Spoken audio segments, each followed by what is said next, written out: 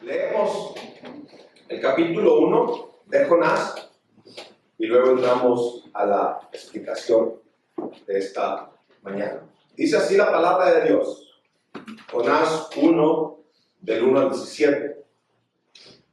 Vino palabra de Jehová a Jonás, hijo de Amitai, diciendo: levántate y ve a Nínive, aquella gran ciudad, y pregona contra ella, porque ha subido su maldad delante de mí.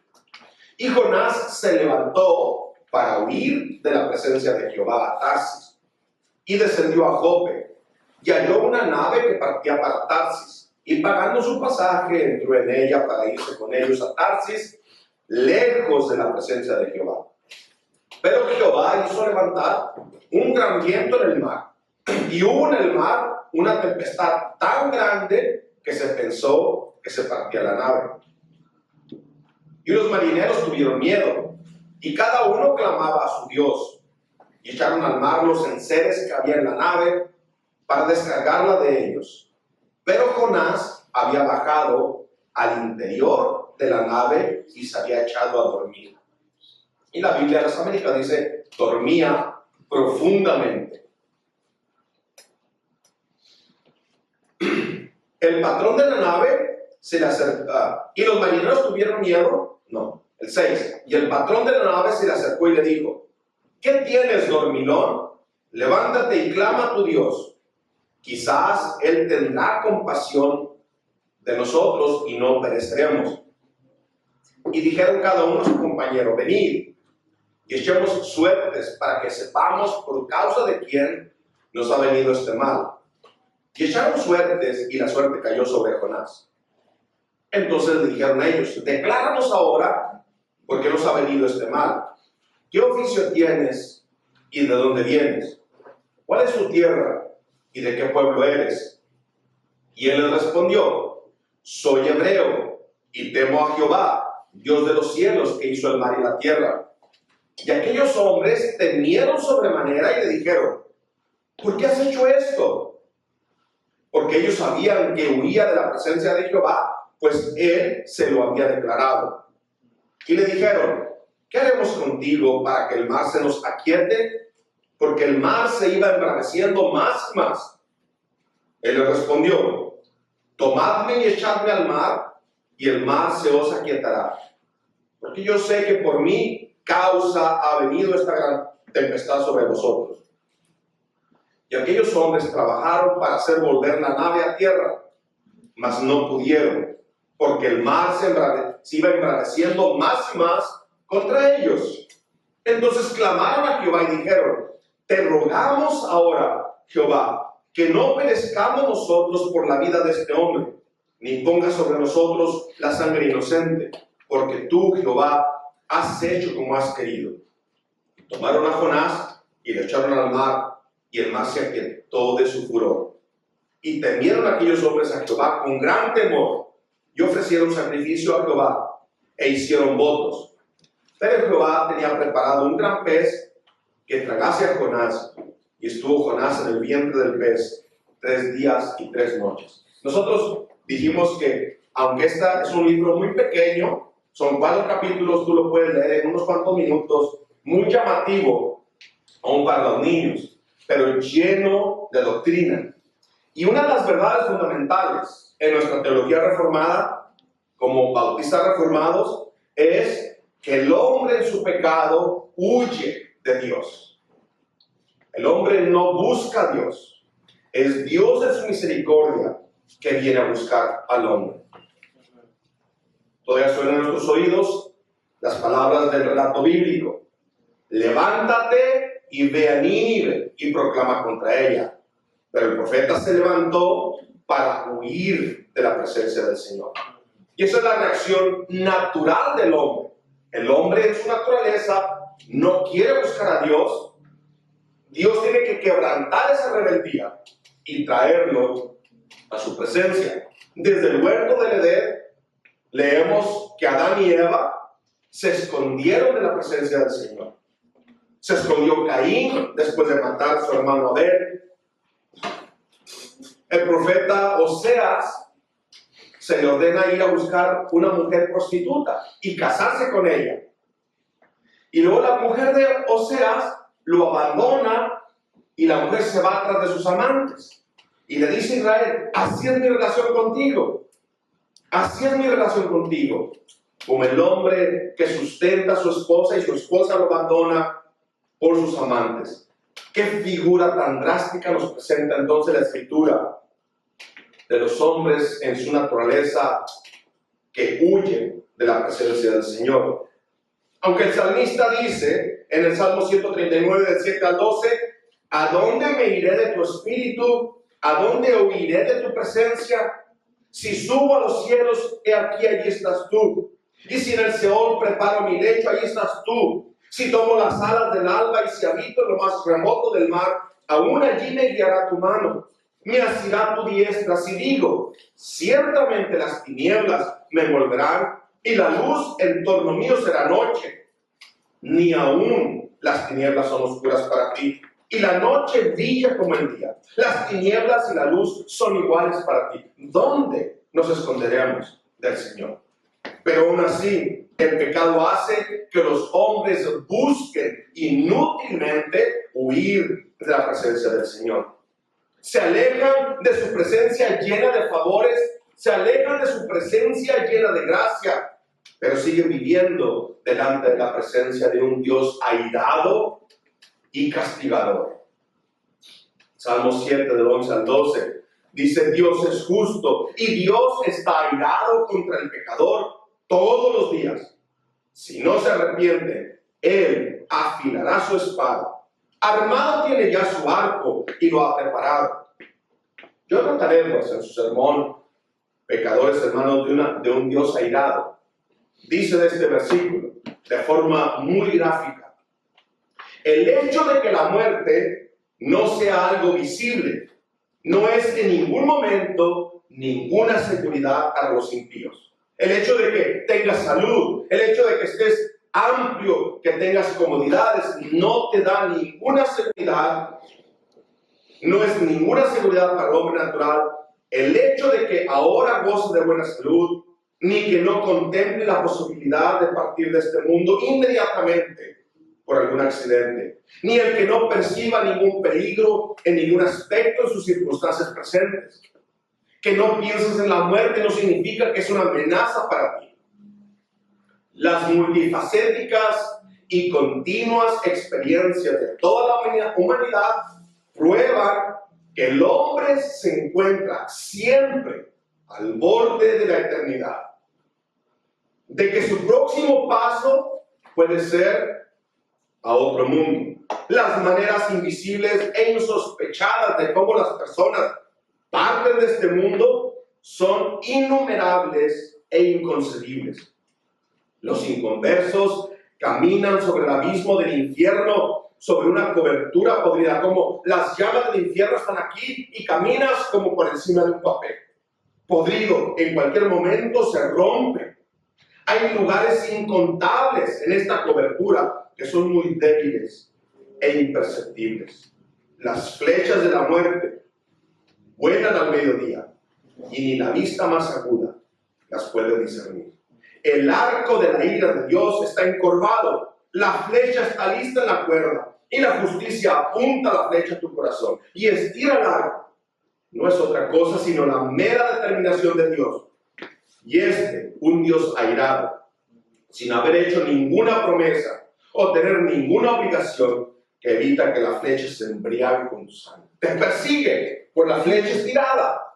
En tu rebeldía te persigue y todo lo que tiene que hacer es soltar el hilo para que pases de este mundo a la eternidad, a un juicio, a una sentencia sin posibilidad de escapar. Huir de la presencia de Dios, huir lejos de la presencia de Dios, decía el profeta Jonás. Veamos entonces la porción de esta escritura bajo estos dos encabezados: huyendo de la presencia de Dios y hallado por Dios. Huyendo de Dios y siendo hallado por Dios. Seguimos en el capítulo 1. Nos encontramos entonces con el profeta que recibe la palabra de Dios. Vino palabra de Jehová a Jonás. El ministerio del profeta en Israel era próspero. El mensaje era bonito. El mensaje era aceptado. Es decir, es fácil cuando el mensaje es bonito, cuando las promesas son grandes. El profeta le decía al pueblo, Dios va a enchanzar su territorio, va a vencer sus enemigos. Y Dios lo cumplió. Israel creció y recuperó la tierra. Vivimos días donde las predicaciones, la mayoría son así, de prosperidad, de salud, de milagros, de bienestar, pero son promesas falsas. El Señor ampliará tu territorio. Gloria a Dios, amén. Jonás, ve y predica juicio y castigo. Y esto ya no le gustó al profeta. Eso es lo que hizo que el profeta entonces se rebelara contra la palabra de Dios. El evangelio de la prosperidad no funciona cuando las noticias son malas. El evangelio de tenlo todo no funciona cuando tienes que predicar de juicio contra el pecado, de advertencia con el castigo. Ese mensaje no es agradable a la mayoría de los hombres. Levántate, dijo la orden, levántate y ve a Nínive y proclama contra ella, porque su pecado ha subido delante de mí. Dios incomoda al profeta. Lo saca de su ambiente natural. Está en su pueblo, está en su nación. Ahora es enviado a una nación enemiga, cruel, terrible, pagana. Las preguntas que debemos contestar aquí entonces son: ¿adoraremos a Dios cuando su ley le ordena dejar aquello que disfruto, pero que es pecado? ¿Lo adoraré todavía si me quita aquello que me da comodidad y confort en este mundo? ¿Es suficiente su presencia o dependo de las cosas que me rodean? Si me las quita, entonces, ¿huiremos de su presencia? ¿Huiremos de su presencia cuando las cosas van mal? ¿Vendremos a presentarnos delante de Él solamente si todo nos funciona bien? ¿Qué pasa si Él nos exhorta y nos reprende y nos muestra nuestro pecado y nos muestra nuestro servicio calificándolo de superficial, mediocre?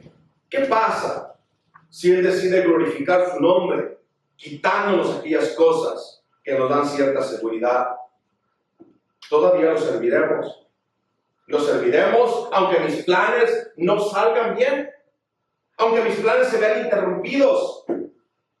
El mensaje para Israel era fácil: tu territorio será ensanchado, tus enemigos serán vencidos. Gloria a Dios, amén. Pero cuando la palabra de Dios vino y le ordena dejar esa seguridad y la comodidad de su nación para ir a predicarle a un pueblo pecaminoso en gran manera, enemigos de aquellos que le aplaudían, ya la palabra de Dios no era placentera o tan placentera. Son la mayoría de los predicadores que enfrentan este problema y se doblegan a las demandas del pueblo. R.C. Sproul dice que los pastores de ahora predican volteando por encima del hombro, es decir, buscan la aprobación de la mayoría, buscan el aplauso de la congregación. No les predican la Biblia porque tienen miedo que se vayan. Buscan el aplauso, buscan la afirmación de la mayoría.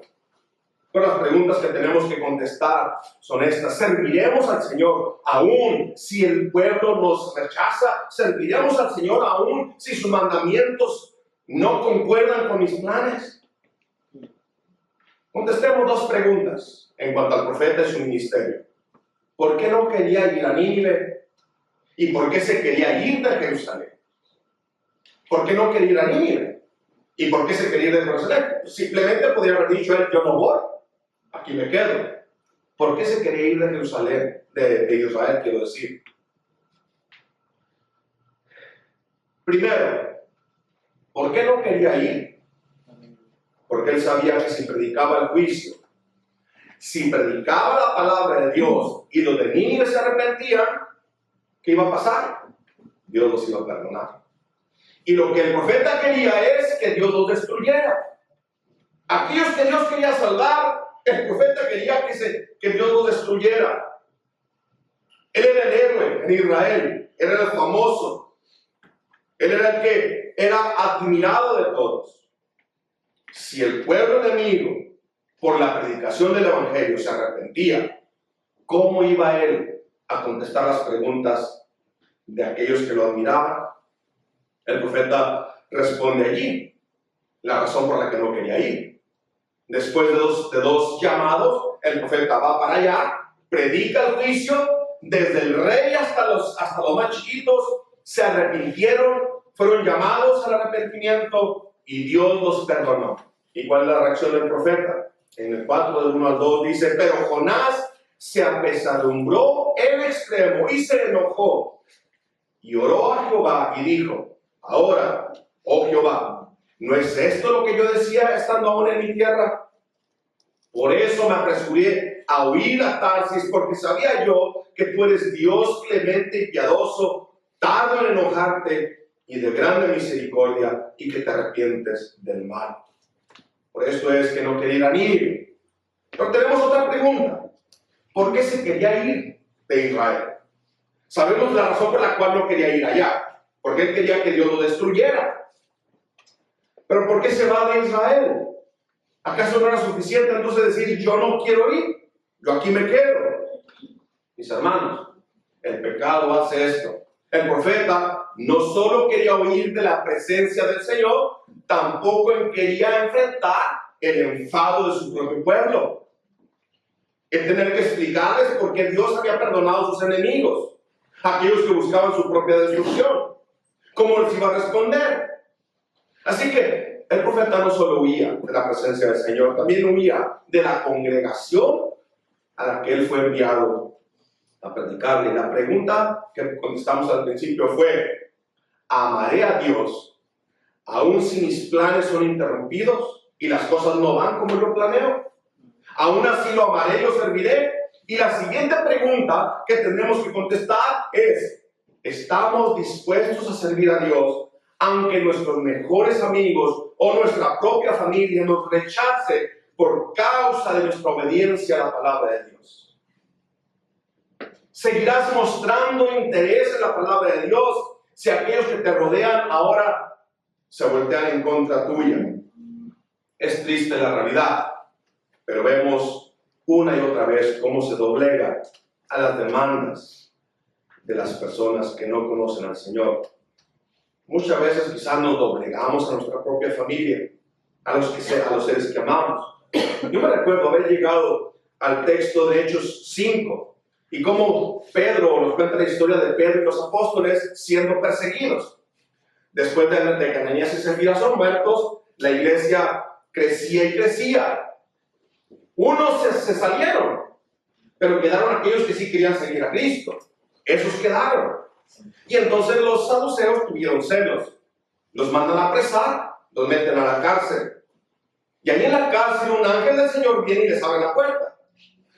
Mándanos a los alguaciles que los traigan a juicio al concilio otra vez.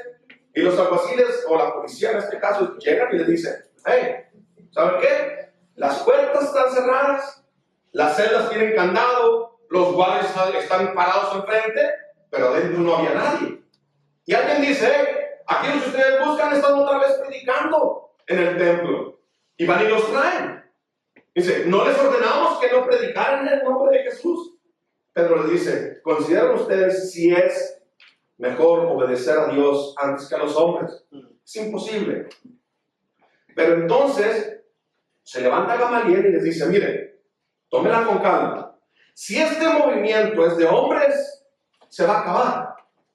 Se va a desaparecer. Pero si este movimiento es de parte de Dios, nada lo va a poder detener. Y tengan cuidado, no sea que se encuentren luchando en contra de Dios.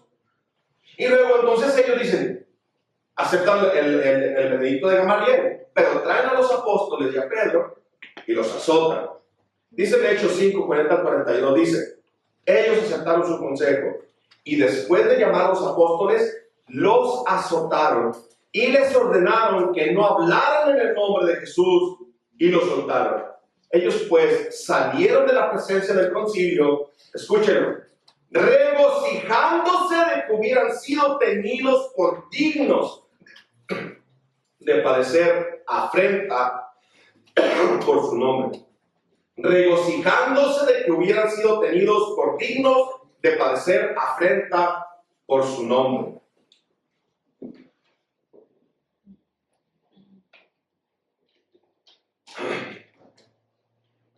Lo repito, ellos salieron de la presencia del concilio regocijándose de que hubieran sido tenidos por dignos de padecer afrenta por su nombre. Y todos los días en el templo y en casa a casa, de casa en casa, no cesaban de enseñar y predicar a Jesús como el Cristo. Ahora, no es que disfrutamos azotes, sino que se cumplió lo dicho por Cristo. Si el mundo me odió a mí, a ustedes lo van a odiar más. Esto es lo que traía gozo a ellos. Estamos en el camino correcto y la prueba es que el mundo odia la palabra de Dios. Y su odio a la palabra de Dios se vuelve contra mí. No tengo nada que ver con ellos, no tenemos tratos, pero cuando se escucha la palabra de Dios, hay persecución. Escuche estos, mis hermanos, mi amada congregación, escúchalo y guárdalo en tu corazón. Tienes una sola oportunidad de padecer por su nombre, cuando tus amigos te rechacen por querer obedecer. Tienes una sola oportunidad. Por amor de Cristo, búscalo y paga el precio. Es un privilegio. Escucha otra vez. Tienes una sola oportunidad de confesar su nombre cuando las cosas van mal y te sostienes por fe. Señor, yo no entiendo todo. Yo no pretendo conocer todos los misterios, pero igual te amo. Mi problema más grande fue resuelto en la cruz del Calvario. Tú eres digno de que yo sufra por tu nombre.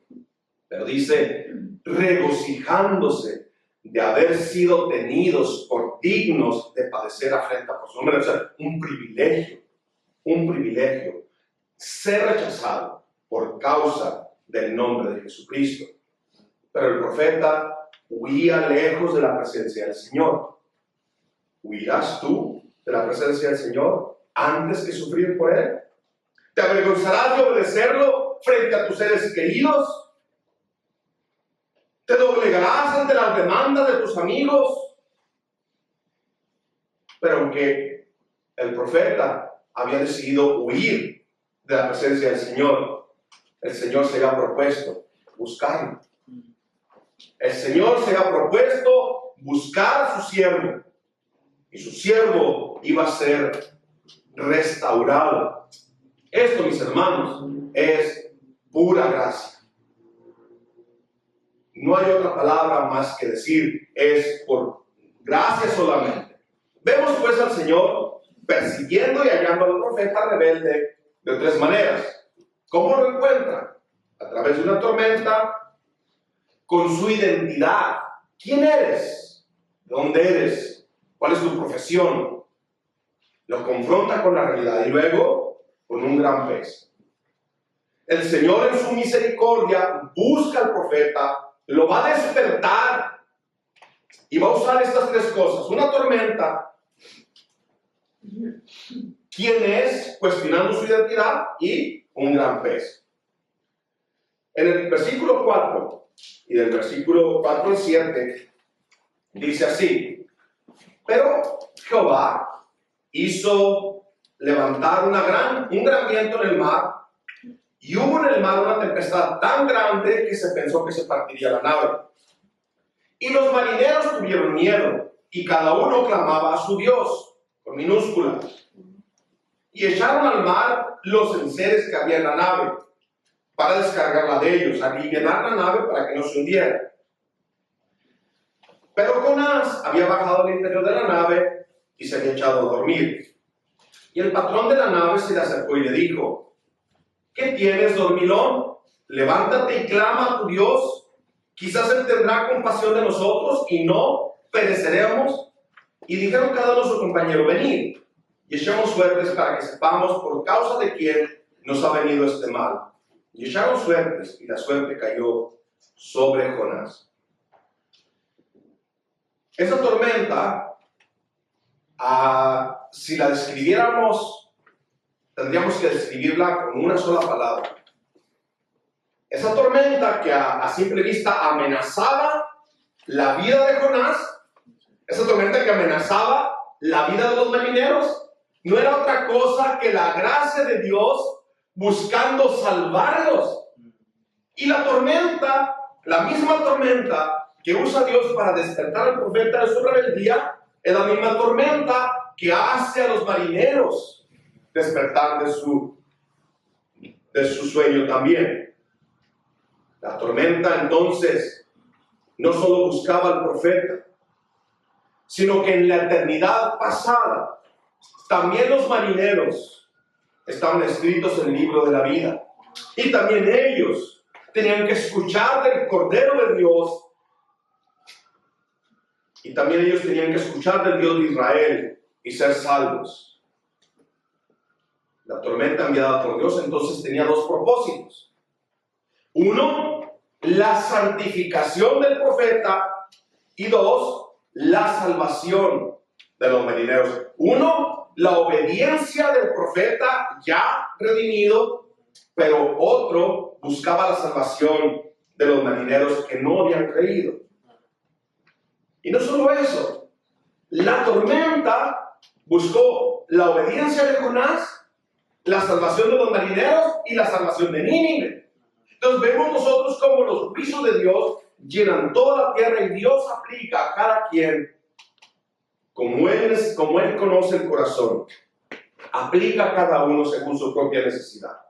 Esta mañana, mis hermanos, nos encontramos frente a la palabra de Dios, mostrándonos el pecado del hombre y la gracia y la misericordia inmensa del Señor. Y esta palabra no es menos que la palabra que vino al profeta Jonás. Y no es menos que la palabra que recibieron los marineros. Y no es menos que la palabra que recibió Nínive. Es la misma palabra.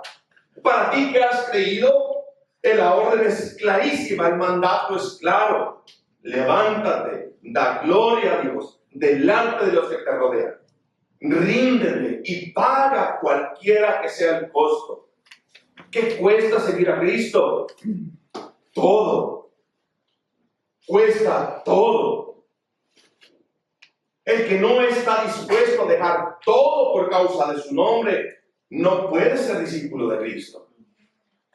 Mis hermanos, pero en lo más mínimo debemos demostrar. No es en lo más grande. No esperes un acontecimiento grande para mostrar tu fidelidad a Dios. Allí, en los detalles también se muestra que amas al Señor. Pero para ti que no has creído, el mandato es claro también. Después de escuchar que Dios busca al hombre, mientras el hombre huye y se esconde, debes verte a ti mismo y debes identificar los juicios de Dios y debes humillarte y debes de venir a la fe de Jesucristo. Huye, pero no de la presencia del Señor. Huye de la destrucción que Dios ha prometido traer en el día final. Huye de la destrucción que el mundo, que amenaza al mundo completo. Pero aquí pasa algo increíble. Hay un juego de palabras. Dios le ordena al profeta, levántate y ve a Nínive. Y lo dice, el profeta se levantó, pero para huir lejos de Nínive. Y luego, increíble, fueron unos marineros incrédulos que le dicen, levántate y clama a Dios. El Señor sabe buscar a los suyos. El Señor busca al profeta por medio de la tormenta, pero el Señor busca al profeta por medio de unos incrédulos. Son los marineros, los que no conocen a Dios, que le llaman al profeta y le dicen, levántate, clama a tu Dios. Mis hermanos, cuando la gente que te rodea saben que confiesas creer en Jesucristo, son ellos los primeros que te hacen responsable de obedecer. Y son ellos los primeros que se decepcionan cuando te ponen a prueba y das de sí. ¿Sabes? Piensa en eso. Son los incrédulos los primeros en identificar el pecado de los cristianos. Y eso que dice que es cristiano. Son los primeros. Y eso que va a la iglesia. Quizás muchas veces antes que nosotros mismos. Pero mi hermano, ¿sabes? Alguna vez una persona incrédula me preguntó como si buscara afirmar si sí es cierto, yo también quiero eso. Si sí es cierto lo que tú dices y profesas y confiesas y predicas. Yo también quiero ser eso. Pero es cierto que tú tienes toda la confianza. Es cierto que tú amas a Cristo. Es cierto que tienes paz en medio de la tormenta. Es el incrédulo, el primero, que puede ver la falta de fe en un creyente. El pecado del cristiano es algo incongruente. Es algo que los incrédulos no pueden entender. Pero Dios, que es rico en misericordia, con el gran amor con que nos amó, nos promete no dejarnos. Oh, amor que no me dejarás. Me buscarás y me traerás. Y confrontarás mi pecado, pero no me dejarás. No me dejarás. Dios buscó al profeta y en la tormenta buscó a los marineros y los encontró y los rescató y lo hizo a través de la misma tormenta que amenazaba a Jonás, pero era la gracia de Dios que buscaba la salvación de los marineros, la santidad de Jonás y la salvación de Nínive. El versículo 8 dice, entonces le dijeron ellos, decláranos ahora, ¿por qué nos ha venido este mal? ¿Qué oficio tienes y de dónde vienes? ¿Cuál es tu tierra y de qué pueblo eres? Y aquí el Señor está despertando a Jonás con su propia identidad. El profeta responde, soy hebreo. Es la forma en que se identificaba el pueblo de Dios con los impíos, con los incrédulos. Si decías que eras hebreo, ellos sabían que Dios moraba en medio de tu pueblo y que tus leyes ningún pueblo las tenía. Y sabían la historia y los pueblos alrededor sabían que era un pueblo rescatado, favorecido por Dios. Soy hebreo y temo al Señor, Dios de los cielos, que hizo el mar y la tierra.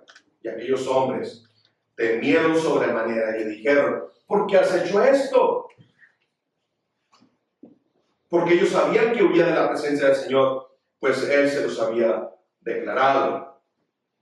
Dios, que es rico en misericordia, por el gran amor con que nos amó, promete no dejarnos. Oh amor que no me dejarás. Dios buscó al profeta, Dios buscó a los marineros, Dios buscó a Nínive. La tormenta entonces enviada por Dios despierta al profeta, despierta a los marineros y despierta a la ciudad de Nínive y todos vienen al conocimiento del Señor. Y así Dios pone un alto a la carrera loca del profeta y trae a través de su desobediencia a aquellos que Él se ha propuesto salvar. A pesar del pecado de Jonás, Dios iba a salvar a los marineros y a los ninivitas.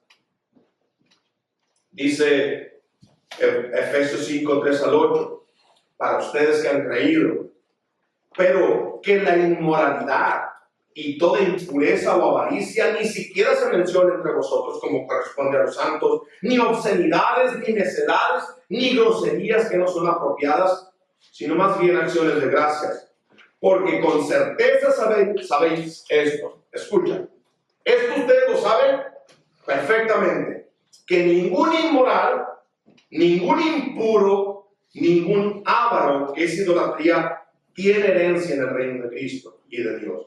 Que nadie os engañe con palabras vanas, pues por causa de estas cosas la ira de Dios viene sobre los hijos de desobediencia. Por tanto, no participen con ellos, porque antes eran tinieblas, pero ahora ustedes son hijos de luz en el Señor. Entonces caminen como hijos de luz.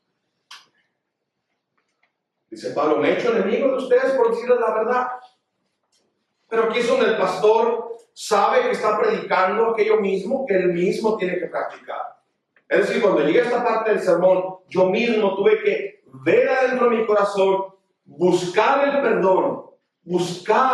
el perdón y la limpieza de mi maldad en Cristo. ¿Quién eres tú? ¿A qué pueblo perteneces? ¿Cuál es tu oficio? ¿Temes a Dios, el que hizo el cielo y la tierra? Si tu respuesta es sí, entonces, ¿por qué huyes? ¿Por qué te escondes? Camina como es digno del Dios que te ha llamado a su reino y a su gloria. ¿Quién eres? ¿Todavía clamas a tus dioses falsos? Porque cuando rechazas al único Dios, un Dios no es suficiente. Ahora tendrás que tener dioses para todos. Un Dios para los traficantes, un Dios para los sicarios, un Dios para los ladrones, un Dios para los choferes y un Dios para todo el mundo. Un Dios que se acomoda a las necesidades de cada quien. Clamas a tus dioses todavía. Pero solo hay un Dios verdadero y un solo mediador entre Dios y los hombres, Jesucristo, hombre. Dios buscó al profeta y lo encontró en medio de la tormenta y lo llamó a cumplir la palabra que le había sido enviada. Dios buscó y encontró a los marineros gentiles, incrédulos, en medio de la tormenta, por la palabra de Dios enviada, por medio del profeta que huía de la presencia del Señor. Dios buscó y encontró al profeta por medio de recordarle su identidad como miembro de la iglesia del antiguo pacto. ¿Eres tú, hebreo? ¿Has recibido la palabra de Dios? ¿Temes a Dios? Y dice, entonces cuando ellos se dieron cuenta, tuvieron grande temor. Y vemos su arrepentimiento. Vemos la salvación que viene a los marineros. Es evidente. Del 11 al 13 dice, y le dijeron, ¿qué haremos contigo para que el mar se nos aquiete? Porque el mar se iba embraveciendo más y más. Él le respondió, tómenme y échenme al mar, y el mar se aquietará, porque yo sé que por mi causa ha venido esta gran tempestad sobre vosotros. Y aquellos hombres no quisieron inmediatamente agarrarlo y echarlo, sino que tuvieron temor.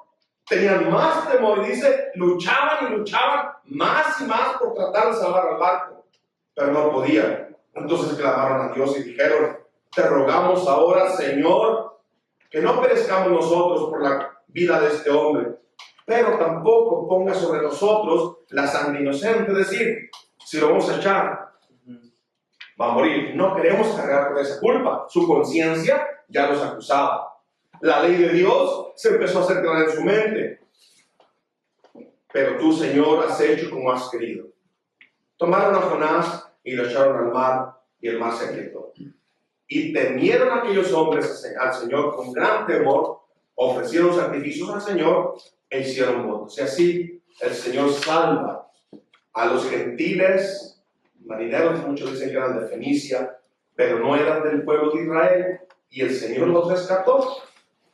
Aquellos que el Señor quería salvar, Jonás, huyendo de la presencia de Dios, Dios en su misericordia y en su gracia salva a estos marineros. Amén. El 17 dice, pero el Señor tenía preparado un gran pez que tragase a Jonás, y estuvo Jonás en el vientre del pez 3 días y 3 noches. Dios llamó al profeta en medio de la tormenta, lo llamó por medio de la identidad y lo libró por medio de un gran pez. Y todo parecía contradictorio. Una tormenta. Si tú me dices, la tormenta es parte de la gracia de Dios, el cáncer es parte de la gracia de Dios, el accidente es parte de la gracia de Dios. No sé, ¿no? ¿Cómo es posible? Bueno, ve el resultado. Que el Señor nos libre de la maldición de tenerlo todo. Que Dios nos libre de la maldición, de la comodidad absoluta que te tiene dormido y no despiertas a la realidad de la fragilidad de la vida. Y como dice Jonathan Edwards, caminas sobre una cubierta podrida, con las llamas del infierno debajo de ella, y esa cubierta tiene por donde quiera agujeros. En cualquier momento pisas una parte de la cubierta que es falsa y caes al juicio eterno. El mundo camina ciego, pensando que todo se quedará igual. Mañana nos levantaremos, trabajaremos, comeremos, disfrutaremos. Así dijeron de Sodoma y Gomorra. ¿Cómo se levantaron en aquel valle fértil lleno de legumbres y de frutas? Otro día más en la gran planicie de Sodoma y Gomorra. Y esa misma noche el Señor hizo llover fuego y azufre y consumió las dos ciudades. Son muchos entonces los que se enredan en el tema del gran pez. ¿Cómo es esto? La tormenta, la identidad y el gran pez. ¿Qué era el gran pez? ¿Una ballena? ¿Es posible sobrevivir dentro de un gran pez 3 días y 3 noches? Y todos los argumentos que pudieron levantarse en contra de esta historia tienen su fundamento en un corazón que ignora el poder de Dios. Lea conmigo esta frase. Pero el Señor tenía preparado un gran pez. El Señor tenía preparado una gran tormenta. El Señor tenía preparado un barco. El Señor tenía preparado marineros incrédulos para confrontar la rebeldía del profeta. Y el Señor tenía preparado un gran pez que tragase a Jonás. Y allí el profeta entiende el arrepentimiento, entiende la doctrina de Dios, entiende la gracia y la misericordia, entiende los juicios, y apenas entonces así está preparado para ir a predicarle a Nínive. Para nosotros es suficiente. Para nosotros es suficiente que el Señor nos diga: esto lo hice yo. En el Salmo 139, los versículos del 1 al 6, dice: oh Señor, tú me has escudriñado, me has conocido, tú conoces mi sentarme y mi levantarme. Desde lejos comprendes mis pensamientos, tú escudriñas mi senda y mi descanso y conoces bien todos mis caminos. Aún antes que haya palabra en mi boca, he aquí, oh Señor, tú ya la sabes toda. Por detrás y por delante me has cercado y tu mano pusiste sobre mí. Tal conocimiento es demasiado maravilloso para mí. Es muy elevado, no lo puedo alcanzar. El Señor tenía preparado que escucharas este mensaje ahora. No hagas duro tu corazón. El Señor tenía preparado que puedas ver los juicios por todas partes y despiertes y obedezcas y le des gloria. Pero, ¿puedes tú ver los juicios de Dios? ¿Quién eres tú? ¿Cuál es tu condición? ¿Estás huyendo como el profeta Jonás? ¿O es tu condición como la de los marineros, con dioses múltiples?